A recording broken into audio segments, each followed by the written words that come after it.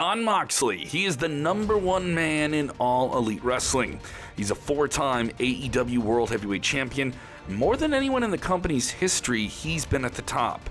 However, his current reign, which started after he took the title from the beloved technical wrestling wizard Bryan Danielson on his last match and basically ended his career as far as we know, has failed to meet fans' expectations due to a lack of engaging and clear storylines. This is happening despite AEW creative team putting a lot of effort to present Mox as a strong, dominant, and devious champion. He has a crew built around him to protect his power in the Death Riders, who are always there to watch his back. He almost always dominates his opponents and wins despite people booing him out of the building, which is sort of the idea for a heel, but there's a whole lot missing here. But for some reason, it's just not clicking beyond a certain point. You can call it bad booking. You can call it messy storylines or a missed opportunity. But this run for Moxley might run out to be maybe the softest one of his time in AEW. Why? Well, we'll get into that. But to understand Jon Moxley's current situation, let's rewind back to 2019, because back then AEW was the talk of the wrestling world. Fans were buzzing with excitement, and there was a lot of things to be excited about, and Moxley was part of it. This is the rise and fall of Jon Moxley as AEW World Champion, and maybe even the rise again. In 2019, wrestling fans were eager to find an alternative to WWE's version of wrestling on many different outlets. Enter All Elite Wrestling, a well-funded alternative with a lot of talent who wanted to be a part of that type of movement. At the time, a wrestler that a lot of WWE fans know as Dean Ambrose was a major star. Known for his work with the beloved trio The Shield alongside Roman Reigns and Seth Rollins, they were generational talents there, and Ambrose had cemented his place as one of the company's top names. But he was not happy with his booking. He was not happy with where he figured into WWE overall, and shortly after the 2019 Royal Rumble, he made a shocking announcement that he would be leaving WWE once his contract expired. He did just that, and on April 21st, 2019, he had his final match in WWE, where he teamed up with Roman Reigns and Seth Rollins as The Shield to defeat Drew McIntyre, Bobby Lashley, and Baron Corbin. Allegedly, he received just $500 for his last match. It was apparently the way he left the company on a bad term, even though WWE did a special streaming event just for his final match, and fans wanted him to succeed outside of WWE besides all of the weird feelings with his exit. Fans who were aware of it saw the writing on the wall. All Elite Wrestling was generating a massive amount of buzz before they even really got going on weekly television, signing up top names like Chris Jericho, Cody Rhodes, Kenny Omega, and the Young Bucks. It seemed inevitable that maybe someone who was looking for that different opportunity and to be more expressive in their performances in the ring would find their way there. And that guy was still known as Dean Ambrose, but he would show up in a different way. In the main event of the first AEW pay-per-view, before they even had TV, Double or Nothing in front of a jam-packed arena in Las Vegas, Ambrose, now going by his former moniker, Jon Moxley, made a shocking appearance. He emerged from the crowd and attacked Kenny Omega in a moment that truly sent shockwaves across the wrestling world. Many consider it maybe one of the greatest debuts in modern wrestling history, or greatest reintroductions. Moxley was now all elite. He started a feud with Omega and had multiple brutal encounters, and it was a special attraction, a major match no one had seen. Omega was an established name outside of WWE, and now he was fighting a big guy from WWE outside of WWE. Their rivalry culminated at the Full Gear pay-per-view, where Moxley defeated Omega in a lights-out hardcore match, which is still regarded as one of the most violent matches they've ever presented. The victory established Moxley as one of the top wrestlers and helped solidify AEW as a truly game-changing promotion. Coming out of Full Gear, Moxley was the hottest star in the company, and the obvious next step was a shot at the AEW World Championship, with Chris Jericho Jericho as the inaugural reigning champion, Moxley appeared to be the ideal challenger. He was popular with fans who recognized this new version of him, and also the casual fans that were sampling AEW and maybe coming over from WWE were into this new idea that was more of an unleashed version of what they saw in WWE. At Revolution 2020, as AEW continued to surge into the position as the strongest challenger brand in wrestling since WCW, Moxley was the defined babyface that was chasing the villainous Jericho into the AEW World Title main event in a packed Wintrust Arena. Attending the match live, I can attest that Moxley's unhinged swagger had won over hearts and smart mark minds.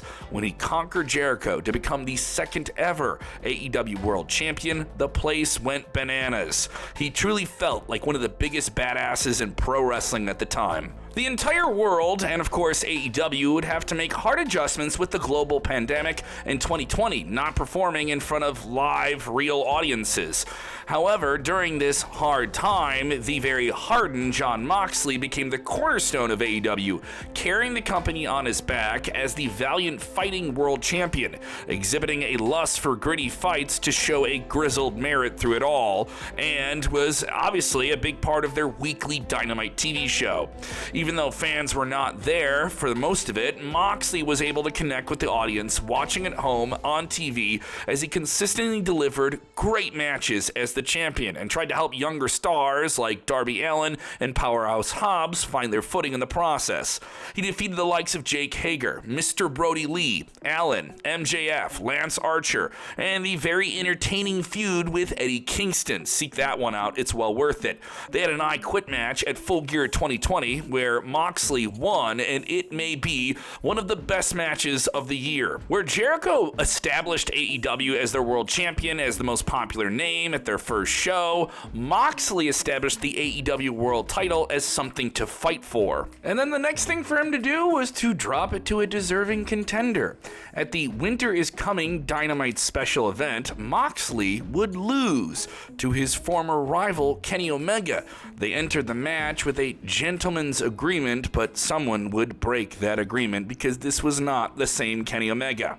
In the 4.5-star rated clash in front of a limited capacity crowd at Daly's Place in Florida, Omega used a microphone followed by an onslaught of V-trigger knees and a one-winged angel to dethrone a bloodied Moxley to become the third AEW champion. Omega broke their gentleman's agreement with the help of the conniving Don Callis. While Moxley's first world title reign lasted an impressive 277 days, during which he solidified himself and the championship as something to be seen. Moxley truly was the captain through uncertain times, proving his dedication to AEW and his willingness to do whatever it took to push this business forward as its top star.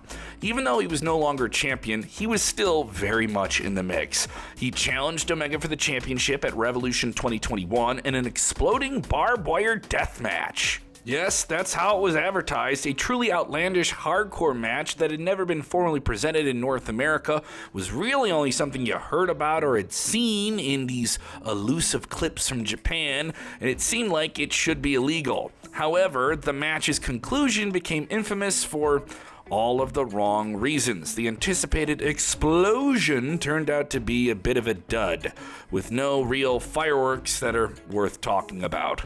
To make matters worse, Eddie Kingston, who rushed to the ring to save Moxley from the big concluding explosion, sold the non-existent blast, amplifying the weird, awkward, general embarrassment of this awfully produced moment that didn't feel produced like it was supposed to. It was a major misstep for AEW and marked one of the company's biggest blunders. It was a botch. Yeah, it wasn't a boom. It was supposed to be a boom, but it was a botch. For the next year, Moxley continued wrestling the top names and remained near the top of the card. However, in late 2021, he made a personal announcement, a very serious one, revealing that he was battling alcoholism and was entering rehabilitation. His decision was met with support from fans and the wrestling community as a whole, as it showed Moxley taking responsibility for his health and well-being. Around this time, another former WWE name came to AEW. The greatest technical wrestler of all time, the American Dragon, Bryan Danielson. Also, CM Punk would return to pro wrestling after a 7-year hiatus, and it felt like AEW was truly on the brink of breaking through to another level. These signings marked a new era for the company as two of the most beloved stars of a generation joined the fold. We're talking about them because these two are very important in this story. Moxley himself returned to All Elite in January of 2022, a healthier and more revived version of himself. Fans were excited to see him, and AEW quickly booked him in his first feud against Danielson, who wanted to recruit Moxley to form a tag team. However, Moxley made it clear that he wouldn't consider teaming with Danielson until they faced off in the ring. The stage was set for an intense rivalry. At Revolution 2022, Moxley managed to beat Danielson, but the two continued brawling after the match. This led to one of the newest members of AEW, the wise British brawling brute himself, William Regal, to come out and break up the fight and force them to shake hands. This was the start of the Blackpool Combat Club. Regal started mentoring and managing them. They also recruited the young Wheeler Yuta and WWE bruiser Claudio Castagnoli, formerly known as Cesaro. The group quickly became a force to reckon with, and they feuded with Chris Jericho's Jericho Appreciation Society. At Double or Nothing, CM Punk won the AEW World Championship from Adam Hangman Page, but unfortunately, he got injured. The AEW brass felt they needed someone to hold up the championship, and this is where Moxley stepped up. With his BCC buddies at his side, Jon won the AEW Interim World Championship once again, and he held it as an interim champion as CM Punk was on the sidelines healing up. Many fans felt that this was maybe a questionable decision by AEW, one influenced by combat sports, something you would do in UFC, have an interim champion, as Moxley was holding the title and defending it while Punk was on the shelf, yet he was still recognized as the true champion. On the August 10th, 2022 episode of Dynamite, CM Punk made his highly anticipated return, and the AEW World Champion confronted the interim World Champion, Jon Moxley. That confrontation quickly escalated, leading to an announcement of a title match to determine the undisputed AEW World Champion at All Out. However, tensions between them were so high that AEW decided to move the match forward, scheduling it for the August 24th episode of Dynamite TV instead. Fans knew that maybe Mox as a placeholder wasn't going to be the case, that he would lose the championship to Punk. But that's not what happened. Mox squashed Punk in minutes in shocking fashion to win the undisputed AEW World title. The very surprising outcome caught everyone off guard and significantly boosted Moxley's credibility. This also showed that the company was willing to trust him in this position. Giving him a decisive win over Punk was a huge deal. However, Punk reportedly didn't like this idea. On an Instagram story, he shared, "I wasn't clear to come back to wrestle yet. The plan was to wrestle at the PPV. I sat and listened to Moxley's Rocky 3 idea. I explained how I'd never seen a Rocky movie. And I thought the idea sucked, but if the boss wanted to do it, whatever. He said he wouldn't lose to me. I'd never experienced someone refusing to lose to me. I just laugh. I asked Tony Khan, if this was what he wanted. He said yes. He's the boss, so I said okay, but I need to be cleared first. They kept saying it could be just a squash, so I didn't need to be cleared. I scoffed at that. My health is more important." This backstage insight, though controversial, would not be shared until much later. Regardless, when Moxley lost the championship to Punk at All Out 2022, that infamous show, many fans were left questioning the decision to have Moxley win the title on TV if he was just going to drop it to Punk at All Out.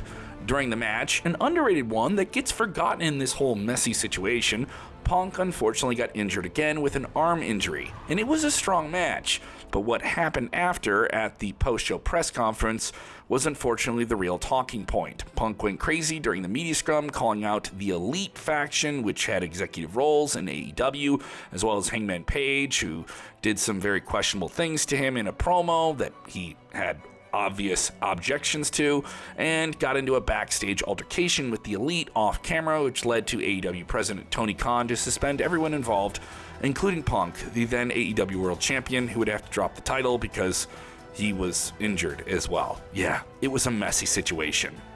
Once again, AEW was without an AEW World Champion. MJF was the number one contender at the time. They could have easily given him the title as a true heel, and it could have worked to his persona. However, AEW decided to go in a different direction, opting to crown a new world champion through a tournament. Yes, you're going to have to earn it. Yeah, they are very sports focused. The final match came down to Jon Moxley and his BCC teammate Bryan Danielson. Danielson, being one of the biggest stars in wrestling, was a strong contender for the title, yet AEW chose to go with Moxley as the new champion, continuing to position him as the face of the company, the man to lead them through very challenging times, yet again. Moxley was a former AEW World Champion. He had proven his loyalty to the company during the pandemic. He proved it during this entire mess with Punk, and he was going to prove it yet again here. However, again, did he become a placeholder? Yeah, this time for MJF, Maxwell Jacob Friedman, an in-house, truly developed in their own ranks for the most part character that many fans identified as one of the next pillars, as they dubbed him, to carry AEW into a new generation as a representative of the new generation. So him going on to become AEW World Champion made sense. And that's exactly what happened at the Full Gear pay-per-view. MJF would defeat Moxley through nefarious means to become the champion after William Regal turned on Moxley to help MJF win the title. For the next 2 years, Moxley remained out of the AEW World title picture, and the AEW World title remained out of the Jon Moxley picture. He turned heel with the BCC, feuded with Hangman Page and the Elite, and also won the AEW International Championship from Orange Cassidy in a very, very strong match. At All Out 2023, Moxley would tangle once again with his longtime friend and foe, fellow grizzled vet, Eddie Kingston at the finals of the Continental Classic tournament before going on hiatus.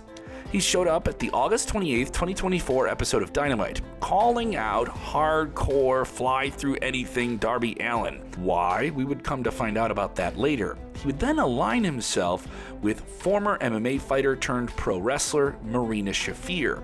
With a change of his entrance music and a more menacing demeanor, Moxley appeared poised for something different, leaving fans wondering where this was going and what he was going to do next. Moxley would truly show a different side, revealing that he didn't want to just become the top guy in the company. He wanted to take the company over and change the entire culture of it. This had the potential to be a compelling storyline, especially with AEW's popularity taking a drip in 2024.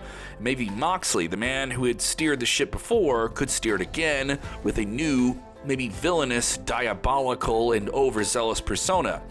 Moxley could have been that guy, a messiah figure in his own mind, but a menace to everyone else, stepping in to quote-unquote save the promotion and lead its resurgence in his own demented vision. On paper, there was something here, a fresh yet still down-to-earth, evil take on Moxley and the BCC as a new thuggish collective of monsters out to maim and destroy as they saw fit, but it was still too early to call it a success. There was speculation, just speculation, that former WWE Prince Shane McMahon would somehow join Moxley's faction, and the new dark turn that Moxley took was meant to provide Shane O'Mac a vessel to enter AEW's realm. But that was just widespread guessing with no validity. Coming back to the in-ring story that matters most, around this time, Bryan Danielson won the AEW World Championship at All In front of a massive stadium audience, defeating Swerve Strickland in one of the best matches of the year for All Elite, and announced that he will retire when he loses the championship, adding a whole level of emotional gravity to the situation, as he was a very beloved figure. At All Out 2024, Bryan defended the title against Jungle Jack Perry. Following the match, Christian Cage would cash in his contract for a World Title Championship match, which he won at All In. This is when Moxley emerged with Claudio, Wheeler, and Pac. Considering their past alliances, it felt like they were there to save the day, and Christian went back from leaving the four men in the ring and simply not wanting to enter that situation. Mox embraced Danielson in the middle of the ring as they celebrated. But just as fans thought this was a moment of unity, a sign of the BCC being back, Claudio Castagnoli delivered a shocking European uppercut to Bryan, leaving the crowd and even Danielson in more disbelief than pain. Outside of the ring, Marina Shafir handed Moxley a plastic bag. Moxley would swagger and swerve back and forth in the corner behind Danielson before placing the bag over his head. Yes, trying to choke him out with a plastic bag, like this was some horror movie playing out in real time. Real scary times. I saw this live. It sucked the air out of the arena. AEW actually went there, turning a heartwarming celebration into jaw-dropping betrayal. At the Grand Slam event for AEW, Moxley would defeat Darby Allin to become the #1 contender for the AEW World Championship. The plot seemed to come together here. Following this, he officially started to pursue Bryan Danielson for the world title, his former faction member and the man he had all of his targets set on.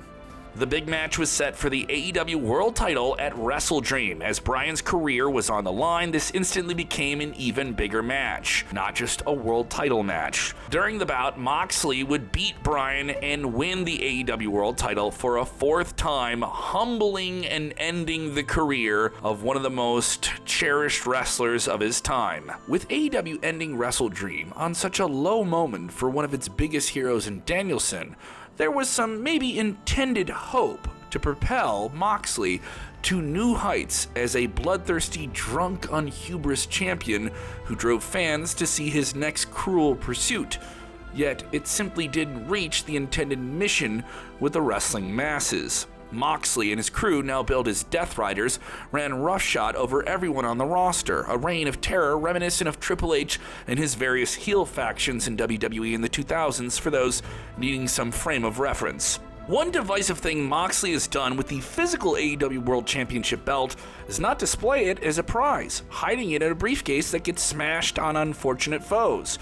Yeah, why do we care about a title we can't even see? The concept itself is clever on paper. Once again, Moxley believes he's so holier than thou and his psychosis is a mad villain that he has to hide the title from everyone to be the hero in his story when he's the villain. But the clear character point is not hammered or elaborated. Mox has always had the charisma in his own minutes on the microphone, yet his diatribes of the All-Elite locker room not being serious or too playful have fallen flat. His Death Riders lack an authentic identity or iconography that fans can attach themselves to. His promos as of late, mostly filmed backstage, have some edge to them, showing bright signs of what it could be. But it's not defined. It's simply not dialed in, feeling too loose and also becoming confusingly redundant. Moxley has defended the titles against the likes of Orange Cassidy, Hangman Adam Page, Switchblade Jay White, and Powerhouse Hobbs, having delivered solid matches. He can still give you hell bell to bell. But the depth of story has not made these title matches memorable, especially in comparison to his previous incarnations as AEW's top man. We've seen Moxley have great matches as a champion in previous reigns, but right now, it just doesn't have a clear direction. It feels like AEW doesn't have a long-term plan in place for the title, and if they do, it doesn't feel like it's something we are anticipating. If something in entertainment lacks anticipation, it likely lacks excitement. It lacks that element of us asking, what's going to happen next? We're not asking that because we don't care. At least that's the collective sentiment right now. And if you are loving Moxley and the Death Riders, please sound off in the comments. Let us know. We are just speaking to the general discussions we see fans and industry pundits having. It's okay. We don't have to agree. We just have to love wrestling. Currently, Moxley is involved in a feud with Adam Copeland, who is being aided by FTR, which certainly adds prestige. Copeland comes in as a big name, a fellow big name from the WWE, and his legendary status and limited time in the ring may make a pursuit of the title interesting. However, Moxley's reign itself still feels like it's searching for its defining moment, which is not present on the horizon, even if the rated R superstar as the next challenger is the next thing to look forward to. At least that's how it feels right now. Who knows? This whole thing could find a prosperous ending, and we could be completely wrong about it, but we can't predict that right now. According to Dave Meltzer of the Wrestling Observer newsletter, Moxley is having significant creative influence in AEW, and AEW president Tony Khan is down with it. At least that's what's being reported currently. Let's not deride Moxley outside of subjective views. He's still a locker room leader with the right intentions for AEW. Speaking to the New York Post, Moxley spoke about AEW's new television deal, which is a significant one. He said, "You didn't just win the Super Bowl. There's no time to go to effing Disney World, you know? This is an opportunity. We have work to do. We made a commitment to do something, to create something, to be successful at something." He wants to take AEW to the next level, and whether we like it or not, he's doing everything he can do to achieve that. It's just that AEW doesn't have that cohesive storytelling presentation to maybe capitalize on his efforts, his energy, and his enthusiasm. You may feel that his current title reign lacks a long-term plan, and like we said, if you disagree, let us know. But with these reports of Moxley having creative control, this might turn out to be a long title reign. Or not, who knows? He's a guy who's clearly done honors by a story before. Maybe that story is just playing out a little bit slower than we expect, and we're fickle wrestling fans, right? We're always fickle. There's also speculation of Mox dropping that championship to a new star like Darby Allin, who is currently busy trying to scale a mountain. Yeah, which makes considerable sense. Yeah, if you scale a mountain, you come back a hero, I guess you can become a champion. AEW must make Moxley's reign more engaging by providing him with credible challengers, of which they have many. In the meantime, AEW also needs to push the Death Riders as individual stars. Claudio, Wheeler, Pac as trios champions, why not? But they're not seen as defending those titles on a big stage.